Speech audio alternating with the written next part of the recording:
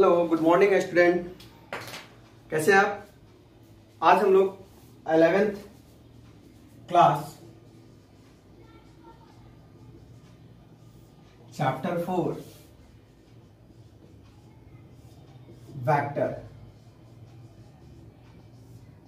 आज का चैप्टर होगा वेक्टर। ठीक है, आज हम लोग बेसिक चीज पढ़ेंगे लेक्चर 1 में कि वेक्टर क्या होता है, कितने तरह के वेक्टर होते हैं।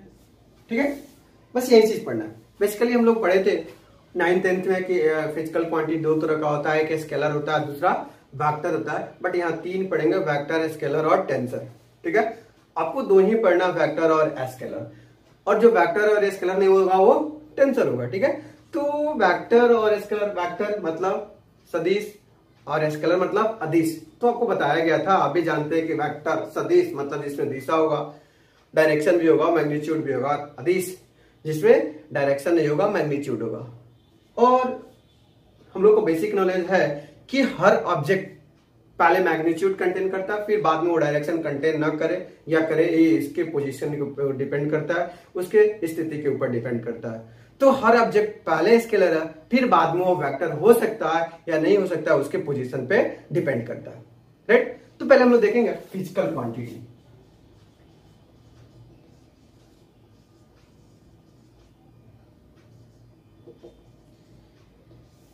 दो तरह का होता है, हम लोग फिजिकल क्वांटिटी पढ़े थे। जो मेजरेबल होता है, जो क्वांटिटी मेजरेबल होता है उसको फिजिकल क्वांटिटी कहते हैं। तो दो तरह का होगा, पहला, ठीक है, स्केलर क्वांटिटी, स्केलर क्वांटिटी, और दूसरा वेक्टर क्वांटिटी, वेक्टर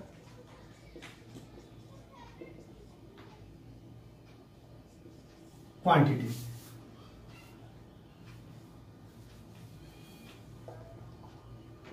ठीक है, वेक्टर इसका होता है सदिश, हिंदी में बोलते हैं सदिश राशि, और इसको बोलते हैं अदिश राशि, अदिश राशि।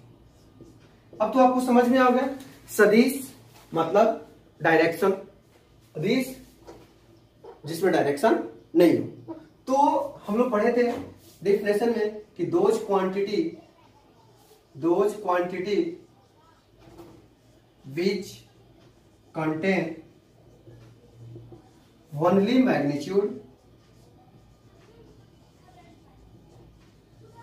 Magnitude but not direction are called vector, scalar quantity, scalar quantity मतलब जिसमें केवल मैग्नीट्यूड और डायरेक्शन नहीं हो। अब एक पॉइंट आया, magnitude, what do mean by magnitude? Direction I mean south north, east west, south north, south east. लेकिन magnitude, what do mean by magnitude? तो magnitude it is a contain material that is numerical value या constant value which is fixable. Contain material का अर्थ है कि आपको बनाने में या किसी रॉ मटेरियल को बनाने में कितना, किसी ऑब्जेक्ट को बनाने में कितना रॉ मटेरियल लगा, दैट इज कॉल्ड मैग्नीट्यूड। तो एक कांस्टेंट और फिक्स वैल्यू होता है। जैसे 2 kg तो 2 ही kg होगा, ठीक है, 5 kg या 1 2 3 4, दैट इज, तो ये मैग्नीट्यूड होता है। ठीक है, डायरेक्शन का अर्थ हुआ नॉर्थ साउथ ईस्ट। तो आपको स्केलर क्वांटिटी में डायरेक्शन नहीं होता है, केवल मैग्नीट्यूड होता है। ठीक है, तो अब इसका कुछ एग्जांपल देखते हैं कि मैग्नीट्यूड क्या होता है, सॉरी स्केलर का मैं एग्जांपल देखते हैं। आपका बहुत सारा एग्जांपल हो जाएगा, लेंथ, ब्रीथ, हाइट, डिस्टेंस, ठीक है, speed, work, energy, power, pressure. ठीक है, ये सारे आपको कौन से फॉर्म में है? स्केलर फॉर्म में। क्यों स्केलर फॉर्म में है? क्योंकि इसमें मैग्नीट्यूड होता है, डायरेक्शन नहीं होता। ठीक है, जैसे लेते हैं distance 5 kilometre, 5 centimetre, 5 metre, I mean direction is not possible. इसमें डायरेक्शन इज नॉट नोन, इसमें आपको डायरेक्शन का पता नहीं है कि डायरेक्शन क्या है, नॉर्थ है, साउथ है, ईस्ट है, वेस्ट है। आपको डायरेक्शन नहीं पता, दैट इज कॉल्ड, क्या हो जाएगा, scalar. Speed 5 kilometre per hour, 10 kilometre per hour, 1 kilometre per hour, किस डायरेक्शन से, डायरेक्शन का पता नहीं है, ठीक है, that is called only magnitude. तो ये सारे आपको क्या हुआ, स्केलर में। अब हम लोग समझ गए कि स्केलर क्या होता है। अब अगर वेक्टर की डेफिनेशन लिखते हैं तो लिखेंगे those quantity which contain both magnitude and direction are called vector quantity। दोनों मैग्नीट्यूड और डायरेक्शन, मतलब कि इसमें मात्रा भी होगा, क्वांटिटी भी होगा और डायरेक्शन भी होगा। जैसे 5 किलोमीटर पर आवर नॉर्थ, मतलब आप डायरेक्शन नॉर्थ से 5 किलोमीटर पर 1 घंटा में आप 5 किलोमीटर चल रहे हैं, तो इसमें मैग्नीट्यूड के साथ साथ डायरेक्शन होता है। जैसे फोर्स, तो फोर्स को आपको पता है कि किस डायरेक्शन में लगना है या फिर किस डायरेक्शन में आप फोर्स करें। मोमेंटम, ठीक है, मैग्नेटिक फील्ड, ये सारे मैग्नीट्यूड के साथ साथ डायरेक्शन क्रिएट करते हैं। अभी हम लोग पढ़े कि हर ऑब्जेक्ट पहले मैग्नीट्यूड, अगर वो ऑब्जेक्ट है तो समथिंग मैग्नीट्यूड कंटेन करेगा, समथिंग कंटेन मटेरियल होगा तो वो मैग्नीट्यूड कंटेन करेगा ही। तो पहले वो स्केलर होगा, फिर बाद में वो वेक्टर होगा। तो देखते हैं एग्जांपल में, डिस्प्लेसमेंट, ठीक है, velocity, thrust, force, electric field,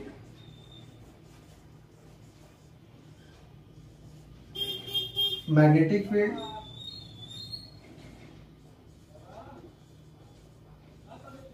etc, ये सारे क्या हुए, वेक्टर में, क्योंकि इसमें मैग्नीट्यूड और डायरेक्शन दोनों होता है। ठीक है, अब देखते हैं हम लोग representation of vector.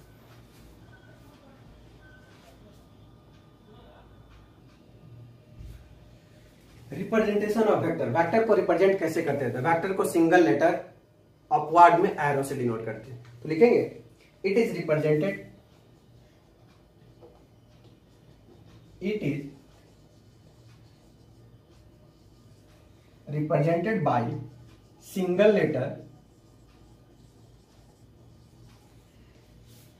Letter with arrow, with arrow. Arrow का अर्थ हुआ कि ऊपर एक आपको एरो देना होगा, तीर का निशान दे रहेगा, एरो हेड, दैट इज मान लीजिए कि vector of A, vector of B, vector of सी।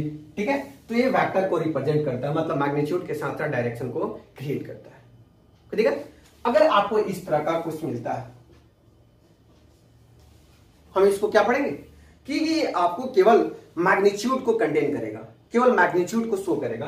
तो ये शो करेगा only magnitude of A. But अगर आप इस तरह से लिखते हैं वेक्टर ए, तो बोथ मैग्नीट्यूड एंड डायरेक्शन।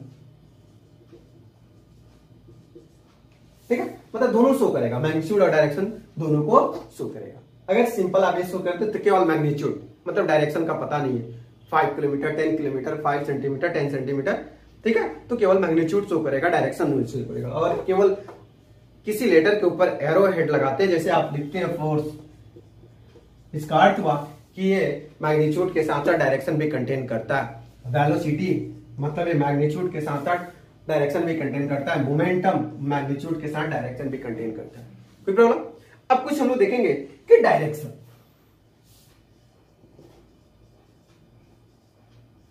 ठीक है, तो मान लीजिए कुछ इस तरह से डायरेक्शन शो करता है।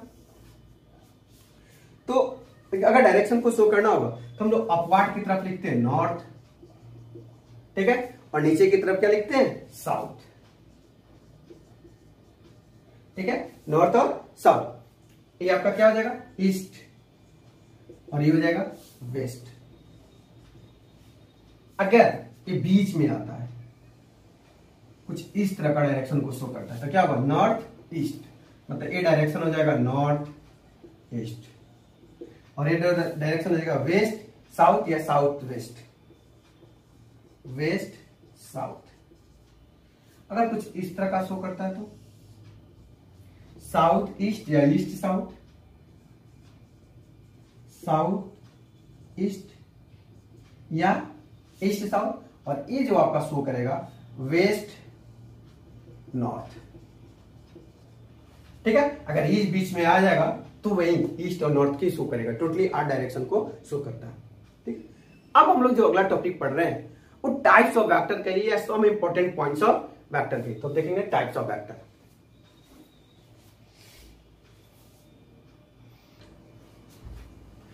वेक्टर क्वांटिटी का टाइप, दो टाइप का वेक्टर होता है, एक होता है आपका पोलर वेक्टर, दूसरा होता है एक्सियल वेक्टर।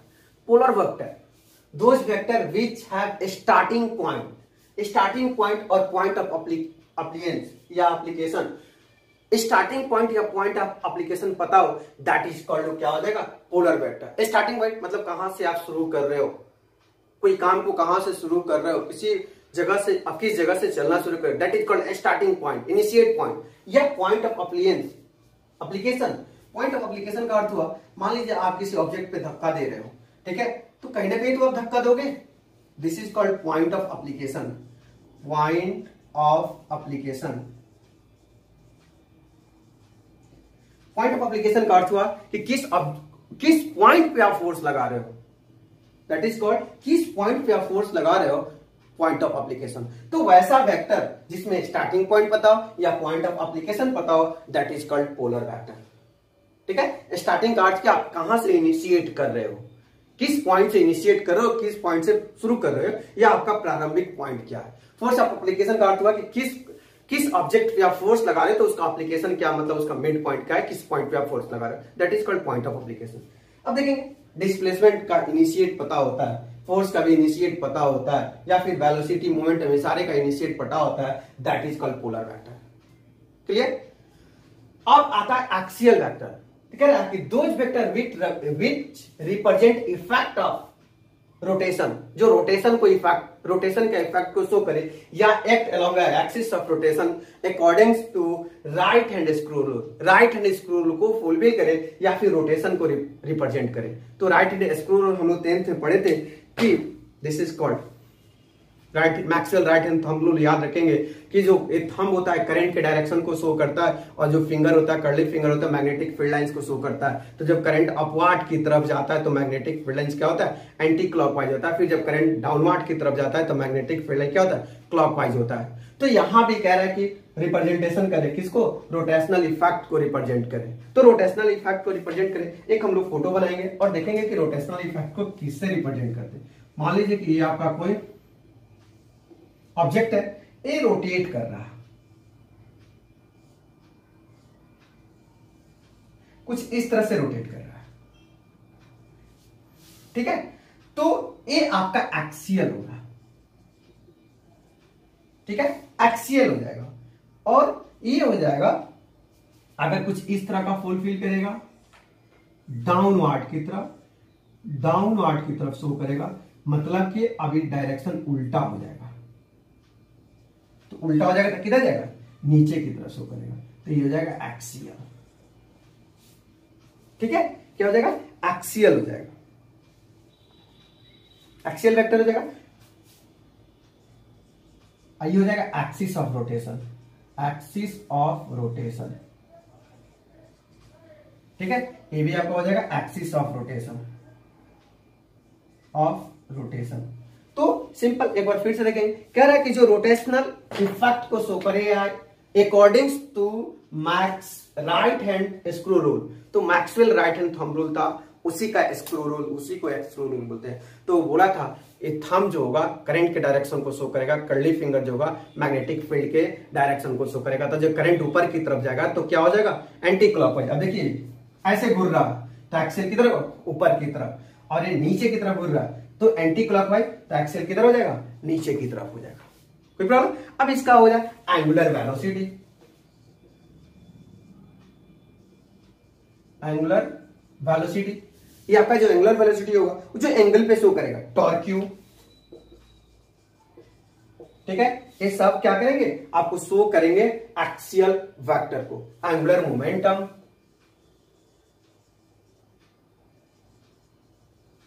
ये सब किसको शो करेंगे? आपको एक्सियल वेक्टर। तो आप समझ गए कि दो तरह का वेक्टर में, एक होता है पोलर वेक्टर, दूसरा होता है एक्सियल वेक्टर। पोलर वेक्टर में इनिशिएट पॉइंट या फिर पॉइंट ऑफ एप्लीकेशन पता होता है, क्या किस पॉइंट से इनिशिएट कर रहे हो, आपका स्टार्टिंग पॉइंट क्या है, या किस पॉइंट पे आप फोर्स लगा रहे हो, दैट इज कॉल्ड एक्सियल, और sorry that is called polar. और एक्सियल में क्या होता है कि आपको रोटेशन इफेक्ट पता हो या फिर वो किसके थ्रू होता हो, तो राइट हैंड स्क्रू रूल को फुलफिल करे। तो बस राइट हैंड रूल में, थंब रूल में था कि थंब इंडिकेट करेगा डायरेक्शन ऑफ करंट को। तो देख लीजिए ये एक्सियल को रिप्रेजेंट कर रहा है तो एंटी क्लॉकवाइज है, और डाउनवर्ड जा रहा है तो फिर वो क्लॉकवाइज है। ठीक है,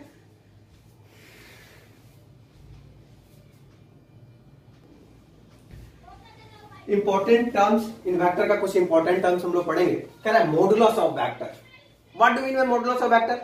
तो the magnitude is also called modulus of vector. जो मैग्नीट्यूड होगा वही उसका क्या हो जाएगा? मॉडुलस ऑफ वेक्टर हो जाएगा या लेंथ ऑफ वेक्टर हो जाएगा। मॉडुलस ऑफ वेक्टर को ही हम लोग लेंथ ऑफ वेक्टर कहते हैं। जो उसका मॉडुलस होगा, किसी वेक्टर का जो मॉडुलस होगा उसका लेंथ ऑफ वेक्टर, या फिर सिंबल हो लिए कि ये लेंथ ऑफ वेक्टर को ही मॉडुलस ऑफ वेक्टर कहते हैं। कह रहा है it is represented by length of direct line segment. ये डायरेक्ट लाइन सेगमेंट को शो कर रहा है। ठीक है, क्या करता है? ये डायरेक्ट लाइन सेगमेंट को शो करता है। It is written by this, mod में डालेंगे ऊपर, मतलब ये केवल डायरेक्शन को शो करेगा, सो केवल मैग्नीट्यूड को शो करेगा, डायरेक्शन को शो नहीं करेगा। कोई दिक्कत? तो मतलब कि जो केवल मैग्नीट्यूड को शो करे उसको मॉडुलस ऑफ वेक्टर कहते हैं या फिर लेंथ ऑफ वेक्टर कहते हैं। दिस इज मोड ऑफ ए। अब आ रहा है सबसे इंपॉर्टेंट पॉइंट, यूनिट वेक्टर, जिसमें बहुत सारे नॉमिनिकल्स को शो किया था। सिंपल, जिसका मैग्नीट्यूड 1 हो that is called unit vector. जिस वेक्टर का, those vector which magnitude is 1, जिस वेक्टर का मैग्नीट्यूड 1 हो वो आपका क्या हो जाएगा? Unit vector. And has same direction, और डायरेक्शन भी क्या होना चाहिए? सेम होना चाहिए। मतलब कि जो फर्स्ट वेक्टर का डायरेक्शन है वही सेकंड वेक्टर का भी डायरेक्शन होना चाहिए, या फिर जो रिजल्टेंट आ रहा है उसका भी डायरेक्शन। तो मतलब यूनिट वेक्टर मैग्नीट्यूड 1 होना चाहिए और डायरेक्शन भी सेम होना चाहिए। हम इसको लिख सकते हैं कुछ इस तरह से। इसका अर्थ क्या होगा कि इसका मैग्नीट्यूड 1 है। क्या है? मैग्नीट्यूड 1 है। फिर जब हम इसको सॉल्व करेंगे तो लिखेंगे, इसका अर्थ क्या होगा कि मैग्नीट्यूड विथ डायरेक्शन। क्या अर्थ हुआ? Magnitude with direction. तो ए यूनिट वेक्टर, मतलब 1 हटा तो क्या लगा? यूनिट वेक्टर लगा। This is called unit vector and cap, इसको कैट बोलते हैं। तो फिर हमको इसी का वेक्टर चाहिए। ठीक है, यही वेक्टर के बारे में हमको फाइंड आउट करना है। तो या unit vector, this is called unit vector is equal to vector A बटा मॉडुलस ऑफ वेक्टर। क्या हो जाएगा? वेक्टर ए बटा मॉडुलस ऑफ वेक्टर। अब मॉडुलस समथिंग कुछ भी हो सकता है, तो मॉडुलस निकाल चुके हम। तो यूनिट वेक्टर, ये आपका फॉर्मूला हो गया कि unit vector is equal to vector A बटा मॉडुलस ऑफ वेक्टर। ठीक है, अब इसमें कुछ नॉमिनिकल्स कैसे सॉल्व करते हैं? हम लोग कुछ नॉमिनिकल्स को सॉल्व करते हैं।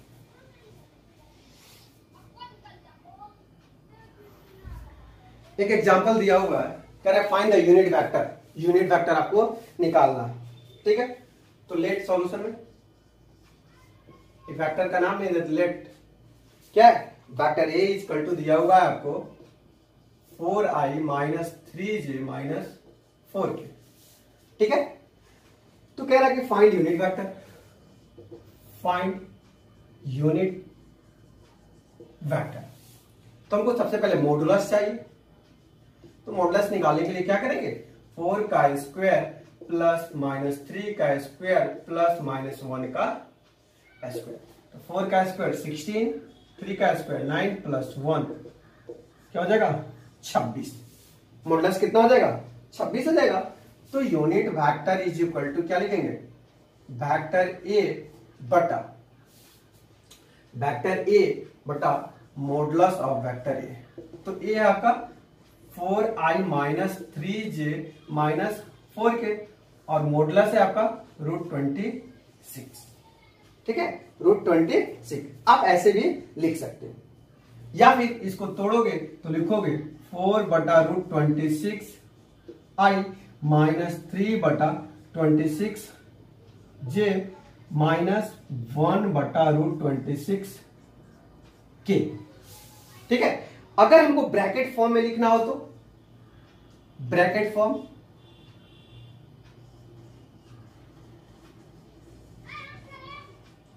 ठीक है।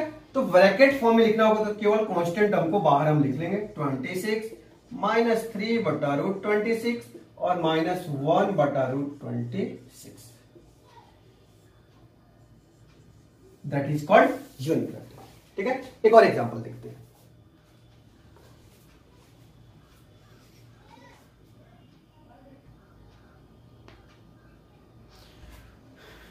एक और एग्जांपल है, कह रहा है find the unit vector of P. एक कोई वेक्टर है पी, उसका हमको यूनिट वेक्टर निकालना है। वेक्टर दिया है 12i minus 3j minus 4k। कह रहा है कि दोनों वेक्टर है, ब्रैकेट फॉर्म में भी शो करना है, unit component unit vector component में भी शो करना है। तो सबसे पहले आपको गिवन क्या है, given vector p is equal to 12i minus 3j minus 4k। तुमको यूनिट वेक्टर के लिए क्या चाहिए, इसका मॉडुलस चाहिए, फाइंड सॉरी मॉडुलस चाहिए। अब डायरेक्ट मॉडुलस निकाल लीजिए। Modulus of p is equal to root under 12 का स्क्वायर प्लस माइनस 3 का स्क्वायर प्लस माइनस 4 का स्क्वायर। 12 का स्क्वायर कितना होगा 144, 3 का स्क्वायर 9 और 4 का स्क्वायर 16। जब आप करेंगे तो कितना आएगा 6 4 10 9 19 के 9 हाथ में 1 1 2 8 4 6 169 यानी कि 13 आ जाएगा। तो जब आप यूनिट वेक्टर निकालेंगे तो क्या लिखेंगे, वेक्टर p बटा मॉडुलस ऑफ वेक्टर p। तो वेक्टर p दिया हुआ आपका 12i minus 3j minus 4k बटा मॉडुलस यानी कि 13। जब वेक्टर फॉर्म में लिखेंगे तो 12 बटा 13i माइनस 3 बटा 13j और माइनस 4 बटा 13k इन वेक्टर फॉर्म है। और ब्रैकेट फॉर्म में लिखना होगा तो 12 बटा 13 अलग अलग करके लिखेंगे, 3 बटा 13 और माइनस 4 बटा 13। ठीक है, एक न्यूमेरिकल्स और बनाएंगे फिर आगे का थ्योरी पढ़ेंगे।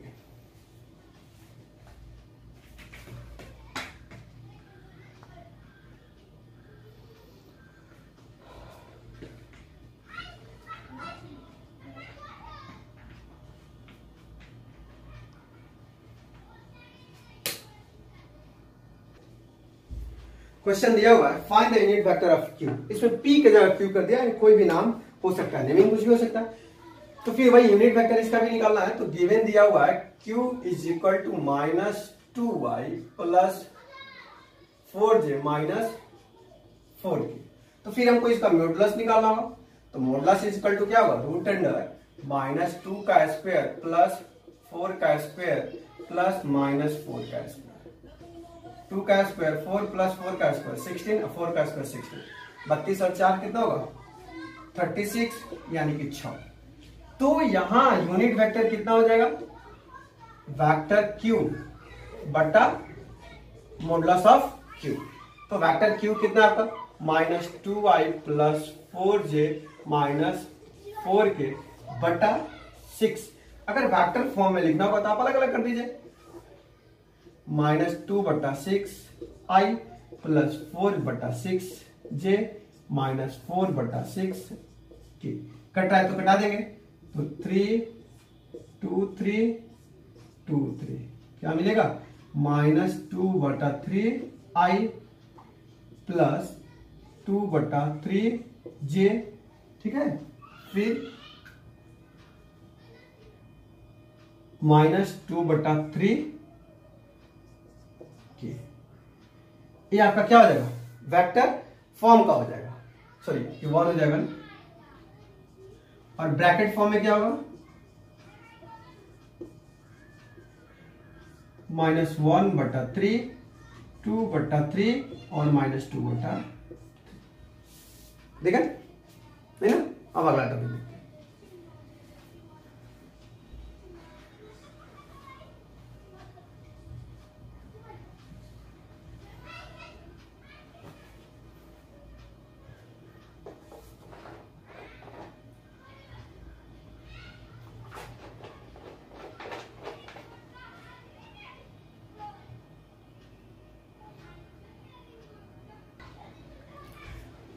इक्वल वेक्टर कह रहा है those vector which have equal magnitude. Equal magnitude होगा और डायरेक्शन क्या होगा, सेम होगा। मैग्नीट्यूड का तभी हम लोग देखें कंटेन मटेरियल, मतलब कि कंटेन में अगर 5 न्यूटन तो 5 न्यूटन, ठीक है, 10 न्यूटन तो 10 न्यूटन, 5 केजी तो 5 केजी, ठीक है। मतलब कि इक्वल मैग्नीट्यूड के साथ साथ डायरेक्शन भी आपको क्या होना चाहिए, इक्वल होना चाहिए। अगर मान लीजिए कि vector A is equal to vector B, vector A is equal to vector B, तो हम ये भी लिख सकते हैं कि vector B is equal to vector A. Magnitude के साथ साथ क्या है, डायरेक्शन भी है, दोनों सेम है।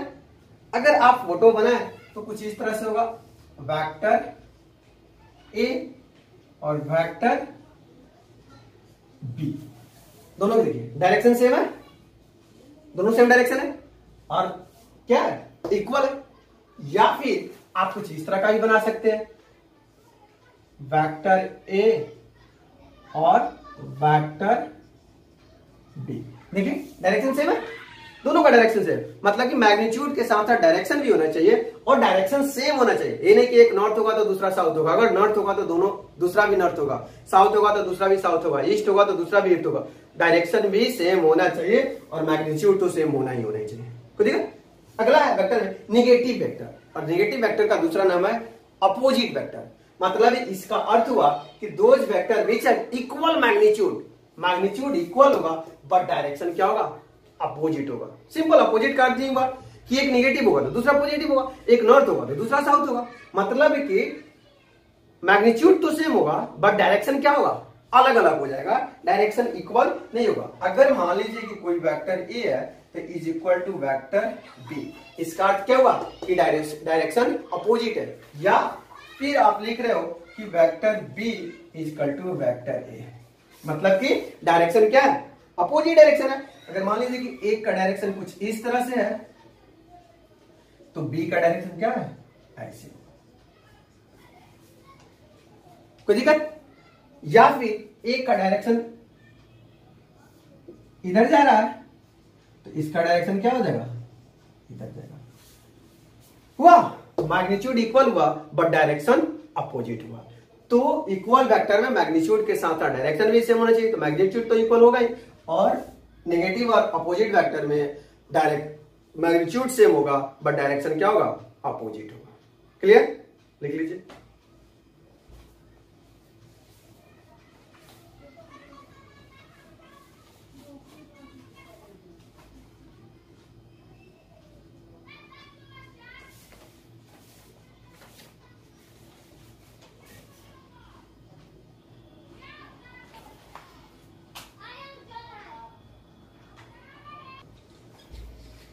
वेक्टर के टाइप में है कोई इनिशियल वेक्टर, कह रहा है those vector which have same starting point.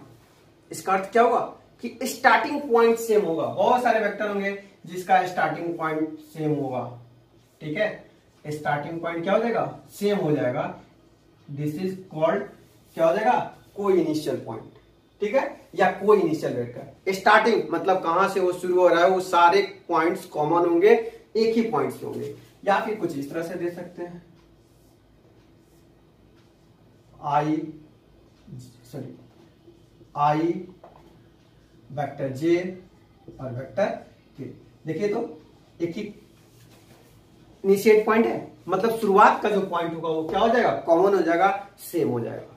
उसी तरह को टर्मिनस या को टर्मिनल कहेंगे, those vector having same terminal या एंडिंग पॉइंट, मतलब यहां इनिशिएट सेम होना चाहिए, अब को टर्मिनल में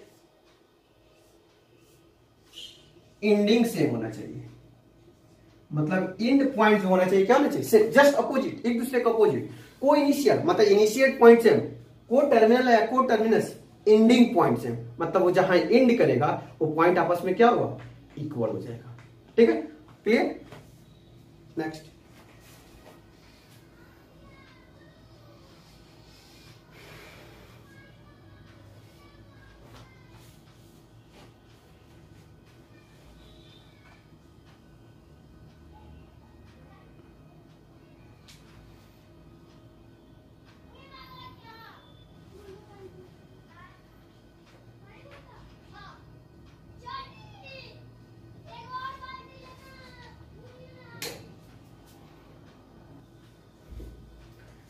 कोलिनियर वेक्टर। कह रहा है कोलिनियर वेक्टर क्या होता है, तो व्हेन टू और more vector which are parallel to same line, parallel होगा सेम लाइन के इरेस्पेक्टिव और their magnitude and direction, magnitude और डायरेक्शन के साथ, इरेस्पेक्टिव मतलब मैग्नीट्यूड और डायरेक्शन भी इक्वल होगा। मान लीजिए कि ये कोई वेक्टर ए है और ये कोई वेक्टर बी है, तो हो सकता है जब इक्वल होगा तो हो पैरेलल होगा तो कुछ इस तरह का शो करेगा, वेक्टर ए वेक्टर बी, ये हो जाएगा कोलिनियर, एक ही प्लेन में एक ही लाइन में। या फिर अगर डायरेक्शन अपोजिट होगा तो वेक्टर ए और फिर ये हो जाएगा वेक्टर बी, ये भी आपका एक लाइन में। तो पैरेलल होगा एक ही लाइन में, क्या होगा पैरेलल होगा एक ही लाइन। तो लिखिए व्हेन टू और more vector which are parallel to the same line irrespective of their magnitude और डायरेक्शन, मैग्नीट्यूड और डायरेक्शन के साथ साथ वो सेम लाइन के साथ क्या होगा पैरेलल होगा। एक वेक्टर ए है वेक्टर बी है, तो पैरेलल इससे भी हो सकता है सेम डायरेक्शन, या फिर अपोजिट डायरेक्शन के साथ भी हो सकता है। कोई प्रॉब्लम? अब देखते हैं कोप्लेनर मतलब एक ही प्लेन में होना चाहिए। कोप्लेनर सिंपल, व्हेन टू और more vector which are acting in the same plane,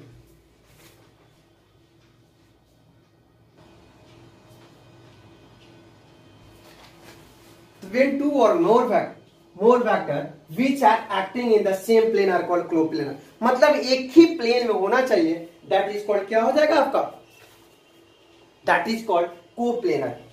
मतलब कि प्लेन एक ही होना चाहिए। देखिए एक ही प्लेन हो गया, आई जे और फिर के हो गया, या फिर वेक्टर ए वेक्टर बी या फिर वेक्टर सी, एक ही प्लेन में हो गया, एक ही प्लेन होना चाहिए। देखिए दिस फिर दिस, एक ही प्लेन हुआ, फिर पीछे वाला एक ही प्लेन या नीचे वाला एक ही प्लेन। तो वैसा बेटा जो एक ही प्लेन को शो करता हो, एक ही प्लेन में हो, एक ही प्लेन कंटेन करता हो, दैट इज कॉल्ड कोप्लेनर। तो देख रहे हैं सेम प्लेन है ये और ये, या फिर इस पोजीशन को लीजिए इस पोजीशन को सेम प्लेन, या फिर ये पीछे वाला पोजीशन को लीजिए सेम प्लेन, बोर्ड भी एक क्या हुआ सेम प्लेन हुआ। ठीक है, तो एक ही प्लेन को कंटेन करेगा, एक ही प्लेन क्रिएट करेगा, दैट इज कॉल्ड क्या हो जाएगा कोप्लेनर वेक्टर। फिर देखते हैं next,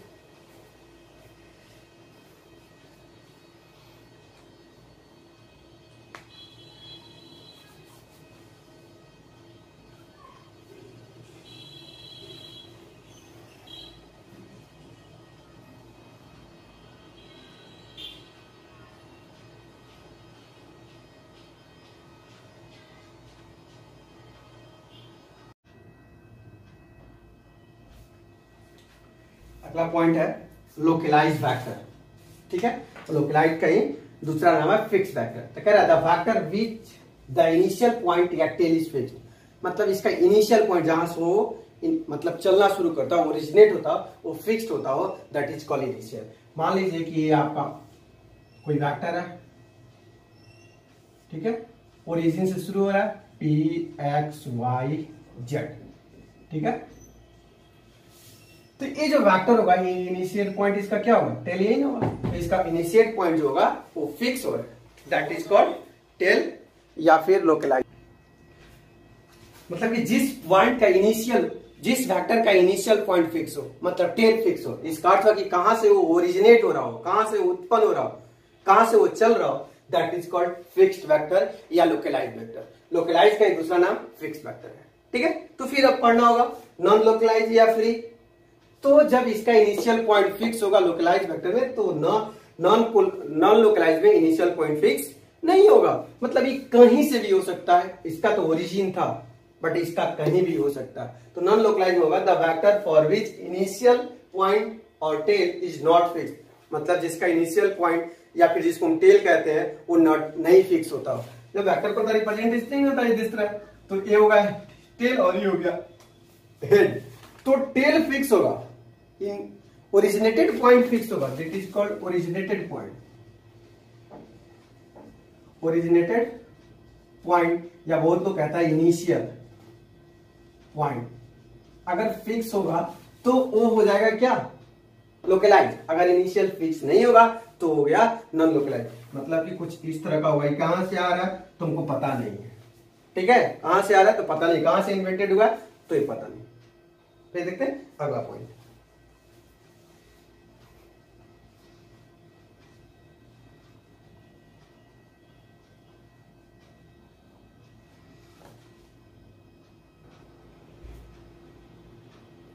orthogonal when two vector are perpendicular to each other, जब दो वेक्टर एक दूसरे के परपेंडिकुलर हो तो क्या हो जाएगा, ऑर्थोगोनल वेक्टर। जैसे मान लीजिए ये आपका कोई वेक्टर है, एक दूसरे के परपेंडिकुलर है, या फिर एक दूसरे के परपेंडिकुलर है, या फिर इधर कहेगा ये भी एक दूसरे को परपेंडिकुलर होगा, या फिर ये भी एक दूसरे को परपेंडिकुलर होगा। कॉर्नर जो वॉल का कॉर्नर जो होगा एक दूसरे क्या होगा, परपेंडिकुलर। मतलब कि कुछ इस तरह का अगर हम फोटो बनाने का कोशिश करेंगे तो ऑर्थोगोनल 90 डिग्री, फिर इस तरह से जोड़ेंगे तो ये भी 90 डिग्री और फिर यहाँ भी 90 डिग्री, मतलब एक दूसरे के अगर परपेंडिकुलर होगा तो वो क्या हो जाएगा, ऑर्थोगोनल वेक्टर हो जाएगा। ठीक है, या परपेंडिकुलर वेक्टर भी हम कह सकते हैं। Next constant vector, those vector quantity कुछ कंपोनेंट्स आर कांस्टेंट, मतलब ऐसा वेक्टर क्वांटिटी जिसका कंपोनेंट कांस्टेंट हो। कांस्टेंट का अर्थ है फिक्स न्यूमेरिकल वैल्यू, एग्जांपल में 0 0 0 कांस्टेंट वैल्यू है, या फिर 1 2 3 ये कभी वैरी नहीं करेगा। ठीक है, या फिर कभी 4 8 9 समथिंग कुछ भी हो सकता है, तो दैट इज कॉल्ड कांस्टेंट। मतलब वो वेक्टर क्वांटिटी जिसका कंपोनेंट्स क्या हो, कांस्टेंट हो, that is called constant vector. Clear, orthogonal में 90 डिग्री होगा, परपेंडिकुलर होगा, और कांस्टेंट वेक्टर में एकदम फिक्स न्यूमेरिकल वैल्यू होगा। ठीक है, फिर अगला पॉइंट देखते हैं।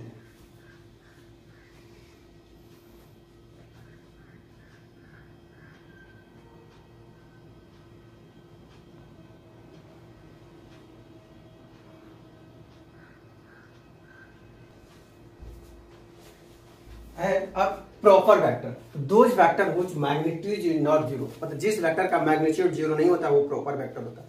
मतलब कि मॉडुलस डज नॉट जीरो। ठीक है, मैग्नीट्यूड कभी भी जीरो नहीं होगा, that is called proper vector. अब देखें पोजीशन वेक्टर, कह रहा है those vector start from the origin is called, जो वेक्टर ओरिजिन से स्टार्ट होता हो उसको हम लोग कहेंगे क्या, पोजीशन वेक्टर। ठीक है, ये ओरिजिन हुआ, ये मान लीजिए कोई वेक्टर ए हुआ और ये कोई वेक्टर बी हुआ। ठीक है, कोई वेक्टर ए हुआ, कोई वेक्टर बी हुआ, तो ये this is called position vector, position vector. ये भी आपका क्या हो जाएगा, पोजीशन वेक्टर। ओरिजिन से स्टार्ट हो रहा है, तो कह रहा है कि जो वेक्टर ओरिजिन से स्टार्ट हो रहा है उसको हम लोग बोलेंगे क्या, तो पोजीशन वेक्टर। ठीक है, अगला है डिस्प्लेसमेंट वेक्टर। तो those vector which length is the shortest distance, जिसका लेंथ क्या होगा, शॉर्टेस्ट डिस्टेंस होगा from the initial point two final point, मतलब इनिशियल पोजीशन से फाइनल पोजीशन पर अंडरगोइंग मोशन, मतलब मोशन के बाद, मोशन के साथ अगर इनिशियल पॉइंट और फाइनल पॉइंट के बीच का जो दूरी होगा, बीच का जो डिस्टेंस होगा, वही आपका क्या होगा, पोजीशन वेक्टर होगा। तो this is called displacement vector, displacement vector. तो ए बी आपका क्या हो जाएगा, A B is equal to displacement vector हो जाएगा। ठीक है, क्लियर।